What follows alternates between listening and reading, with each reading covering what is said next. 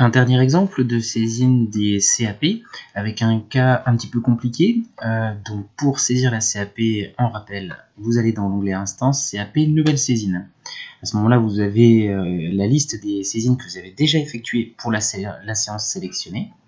Donc on va choisir le motif licenciement pour insuffisance professionnelle en cours de stage ou refus de titularisation, qui n'est pas un cas courant, mais qui nécessite peut-être quelques explications. Vous appuyez sur Nouvelle demande, donc comme d'habitude les définitions, les références juridiques, les conditions à respecter. Vous choisissez l'agent qui fait l'objet de cette saisine, donc c'est forcément un stagiaire, puisqu'on a choisi licenciement en cours de stage. Donc là on a un seul stagiaire, Robert Brigand, donc vous le sélectionnez, comme ceci. Voilà. Ensuite, vous continuez le masque de saisie en indiquant la date de nomination stagiaire de l'agent. Vous sélectionnez oui ou non à la question formation d'intégration. Donc si vous cochez non, vous allez voir qu'il y a un menu contextuel qui vous rappelle que en gros vous ne pouvez pas licencier en cours de stage un agent qui n'a pas suivi cette obligation de formation d'intégration. Vous indiquez la date d'effet du licenciement souhaité. Est-ce qu'il a fait l'objet, cet agent, d'une prolongation de stage, oui ou non? Donc là, on va sélectionner non, donc le champ n'est pas à compléter. Est-ce qu'il a effectué des services en qualité de contractuel? Oui, non. Et si oui, quels ont été le poste et la durée des services contractuels effectués?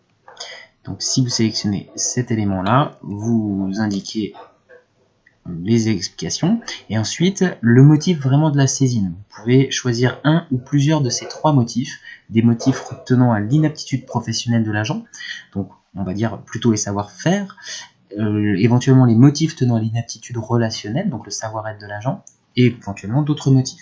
Donc vous pouvez sélectionner un ou plusieurs de ces trois motifs, voilà, et à chaque fois la machine va vous proposer des champs de saisie d'explication qui vont permettre aux membres de la CAP de se prononcer. Donc là, on vous conseille de bien préparer ces éléments-là. Vous pouvez cocher chacun, tout partie des éléments qui vous sont indiqués. Cela permet de vous guider dans votre saisine et dans vos explications, ce qui, à la pratique, est quand même très très bénéfique pour les membres de la CAP. Voilà. Donc, vous complétez les différents items que vous avez sélectionnés, d'accord. Vous indiquez aussi les observations de l'agent, puisqu'on vous invite à en parler avec l'agent de votre projet de refus de titularisation et donc de licenciement pour insuffisance professionnelle. Et une fois que vous avez terminé, vous appuyez sur le bouton Valider. Voilà, donc on vous indique que l'enregistrement réussit, et comme d'habitude, vous avez la liste des pièces à insérer, et donc comme d'habitude, vous sélectionnez le type de pièce, vous appuyez sur Choisir un fichier, vous sélectionnez un fichier PDF, ajoutez la pièce jointe.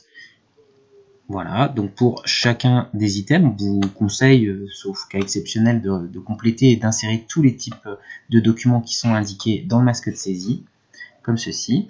Et une fois que vous avez terminé votre saisie, vous appuyez sur Valider et imprimer le bordereau de saisie. Donc le bordereau s'affiche en bas à gauche dans votre barre de téléchargement. Et vous pouvez imprimer ce document, le signer, le cacheter et l'envoyer par mail au service instance paritaire du centre de gestion. Je vous remercie pour votre attention.